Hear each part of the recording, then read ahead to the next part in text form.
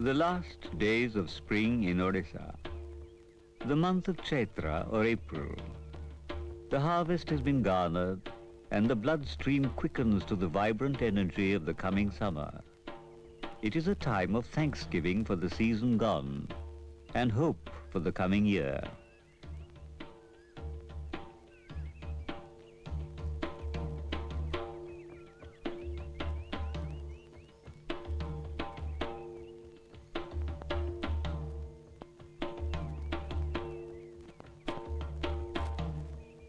We are in the MayurBhanj district of Odisha. Mayur, the peacock. Bhanj, the name of the dynasty which ruled over this area for many centuries.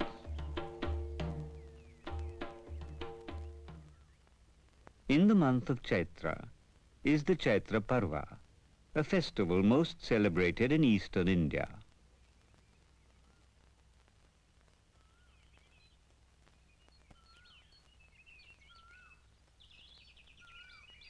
"13 days before the festival, there begins a series of rituals related to the worship of Lord Shiva.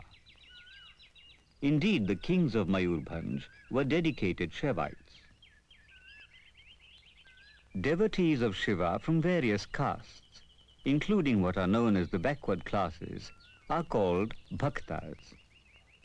They fast, take ritual baths, wear red dhotis, and like Brahmins, they wear the sacred thread. Wear red dhoti,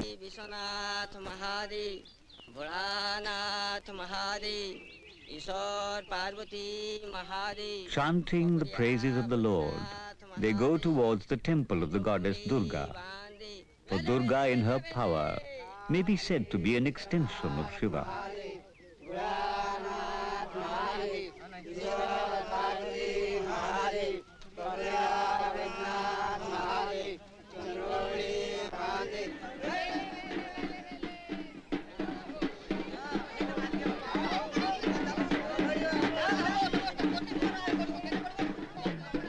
In their worship of Lord Shiva, the bhaktas go through 3 trials to affirm their faith.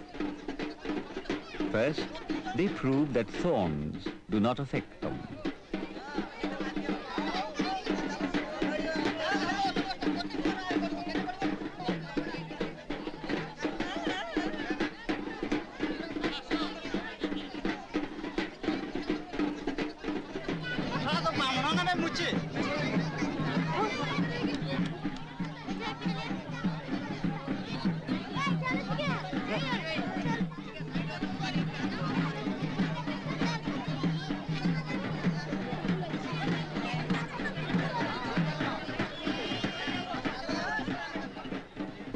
The second trial is walking upon a bed of red-hot coals.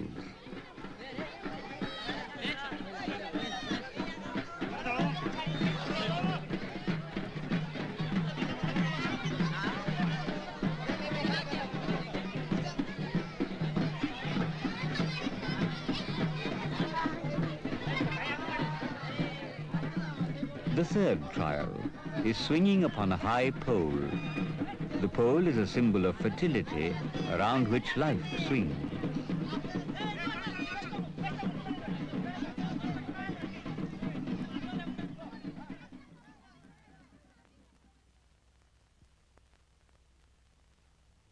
For centuries, Odisha had a predominantly tribal population. Primitive tribal beliefs, a culture of settled pastoral and agrarian communities, the sophistication evolved by the passing of centuries, all these are expressed in Chhau.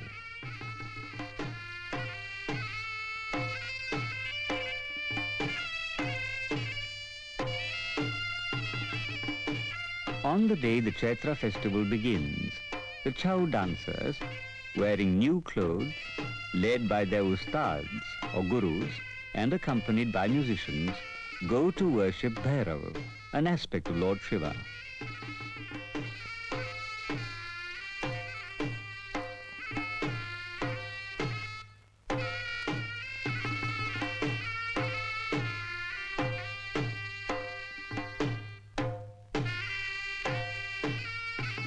After receiving the blessings of Bhairav, the ustads tie a red thread on the right wrist to initiate new dancers into Chhau.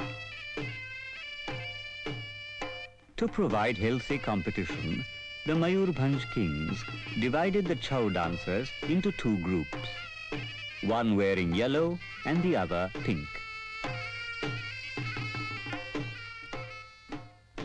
This is the pranam, or salutation to Bhairav, which follows the thread ceremony.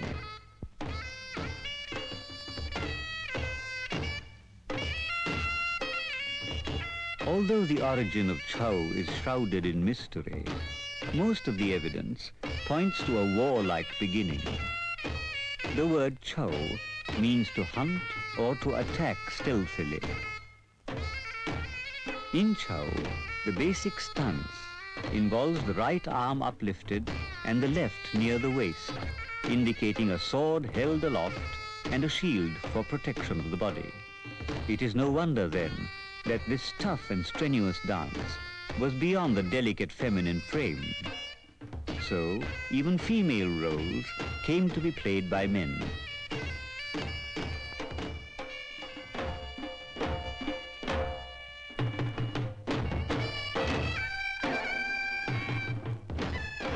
During the Chaitra festival, there are two separate proscenium arches for the two competing groups.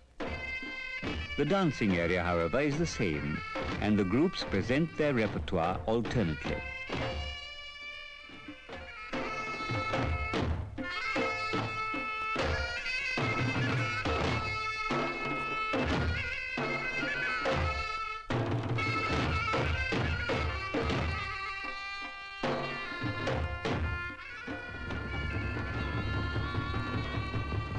The dancers come onto the performing area, each with a specific stance and gait, which denotes the character he is playing.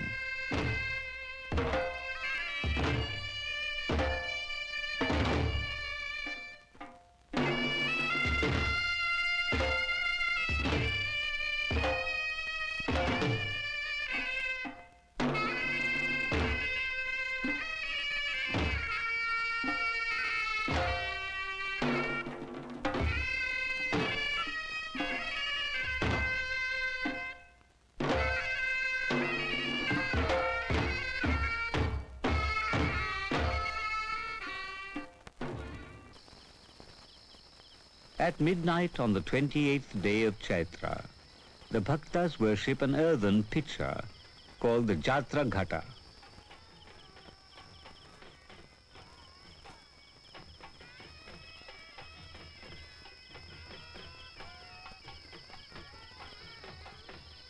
The earthenware pot, a symbol of fertility and plenty, is filled with holy water and painted red. Red is always associated with fertility in Indian culture.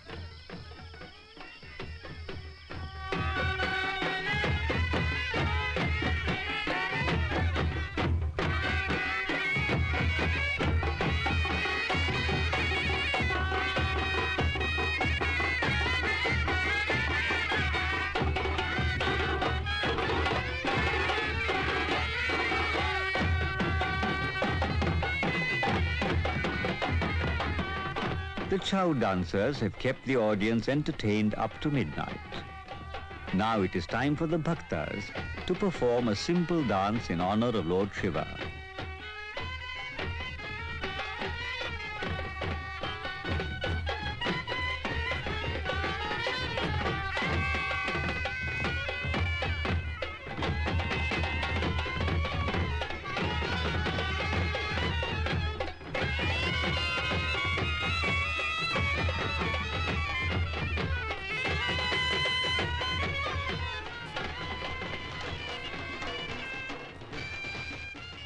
The Chhau dancing is resumed and carries on till the early hours of the morning.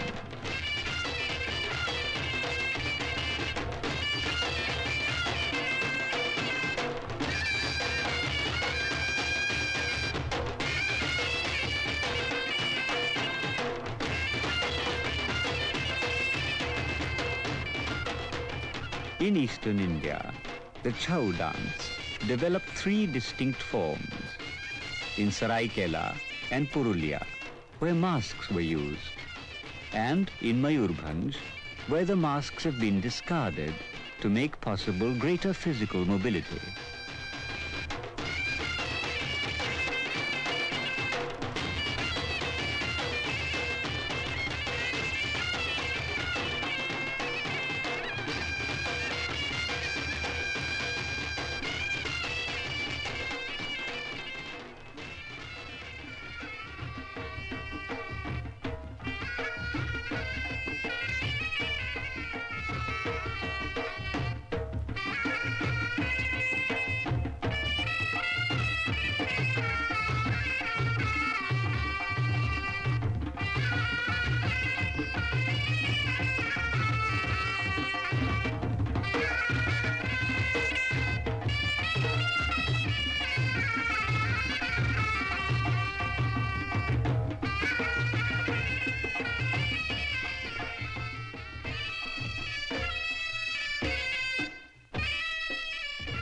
The Chhau dance is an expression of the close integration, both social and cultural, of the tribal and non-tribal people of MayurBhanj. Indeed, in the old days, the king himself used to dance with the people.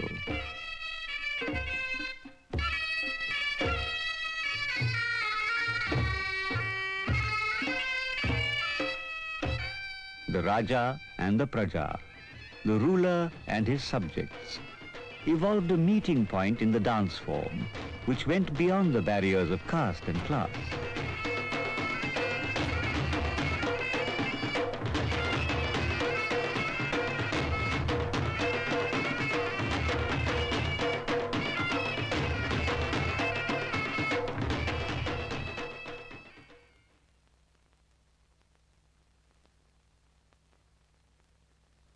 When Chhau was exclusively under royal patronage, it was only presented during Chaitra Parva for 3 consecutive nights. The heavily guarded gates of the palace were thrown open, and thousands of spectators gathered in this vast courtyard to witness the night-long entertainment.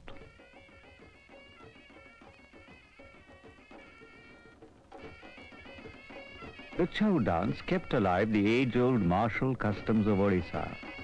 But in perpetuating this art form, innovators drew freely from other forms and in the process established a grammar of its own.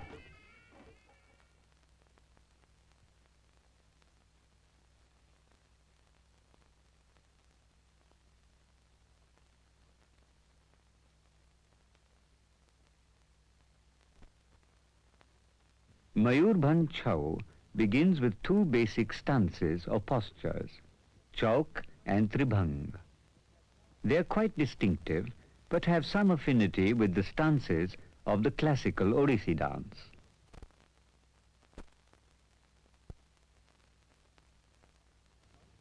Nevertheless, the Chauk of Chhau is martial in character, whereas in Odissi it is mellow with devotional overtones.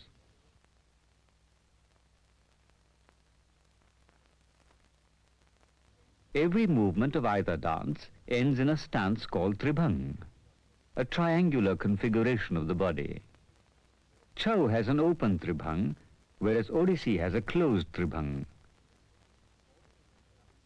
All topkas, uflis and bhangis emerge from these 2 basic stances. The topka, or style of walking, is the most important unit of movement. There are 6 topkas.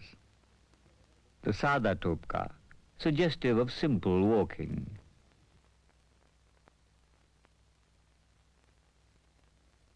The Lehra Topka, suggestive of ripples or zigzag paths.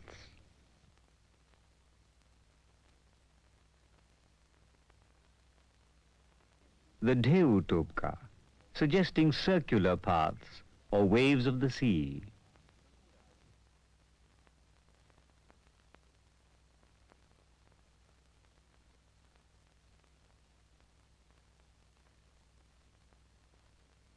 The Mura Topka, or complex movements of the torso. The Dhuba Topka, where the torso is taken below the waist to suggest sinking or diving. The Uska Topka, indicative of leaping by man or animal. From the 6 Topkas are derived 36 Uflis. There are 36 Uflis divided into distinct categories. For instance, the routine work of the housewife, such as plastering the floor with cow dung.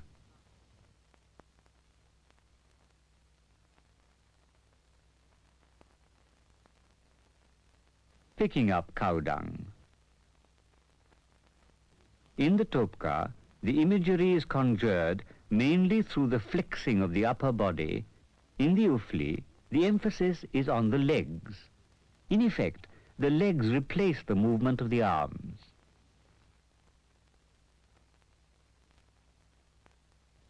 Now the Shringar, the toilette of a woman, such as making a parting in her hair,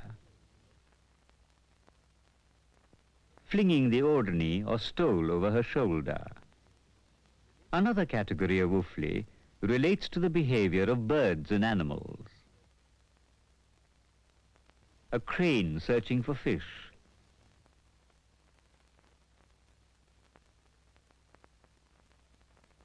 a monkey drinking water. Other categories of Ufli relate to manual labor and martial prowess. Apart from the 36 Uflis, there are more than 200 Upa Uflis. For instance, the ring palta, which is acrobatic. The permutations and combinations of topkas, uflis and upa uflis lead to the bhangi, which helps in the exposition of the theme of the dance. The interlacing of many bhangis creates the totality of the dance.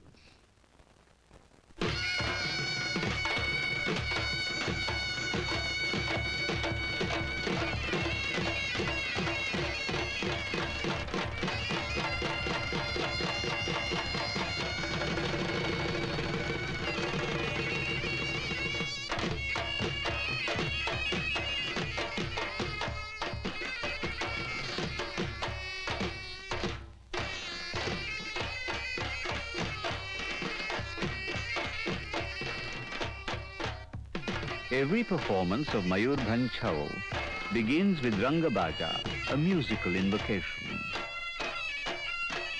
The dance drama is performed to the accompaniment of 3 different kinds of drums, essential to the inherent rhythm of Chhau. The melody is provided by the mahuri, a wind instrument similar to the shehnai.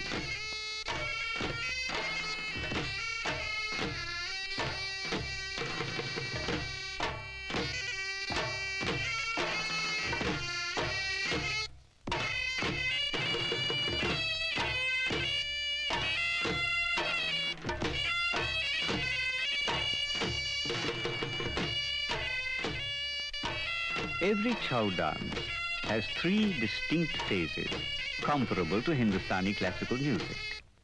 The alap, or slow movement, the quicker vilambit, or middle movement, and the final drut, or very fast tempo leading to a crescendo.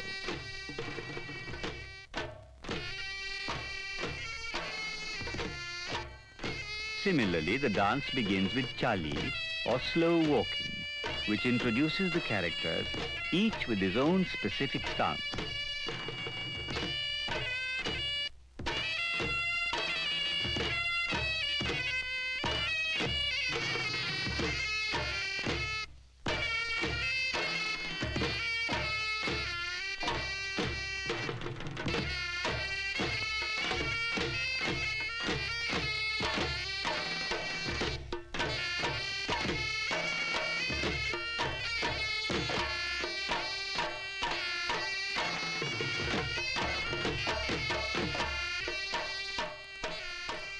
The melodies in the dance drama are of tribal and folk origin.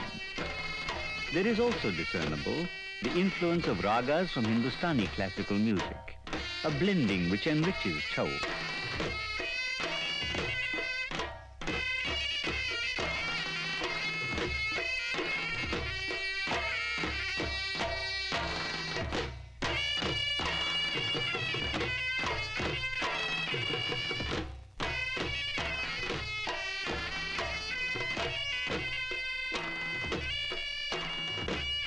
The second phase of the dance, the nacha, outlines the thematic content and builds up the drama.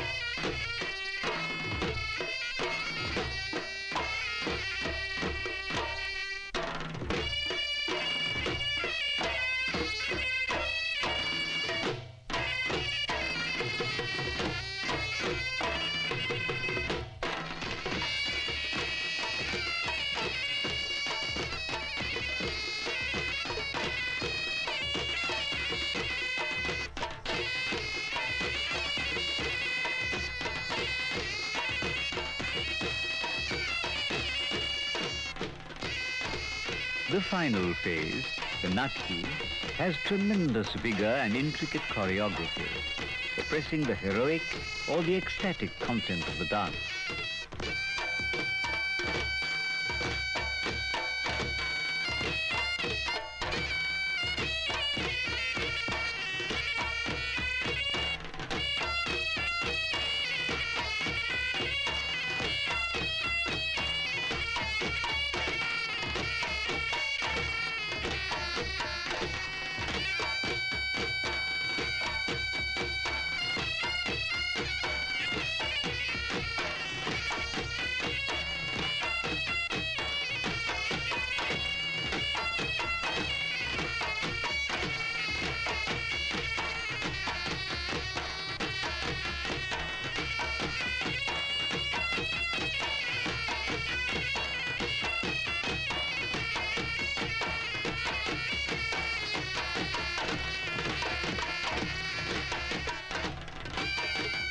In spite of its martial origins, Chhau spread its imaginative arms to embrace themes of the simplicity of human emotions, which require great delicacy of movement, as in the Dandi solo.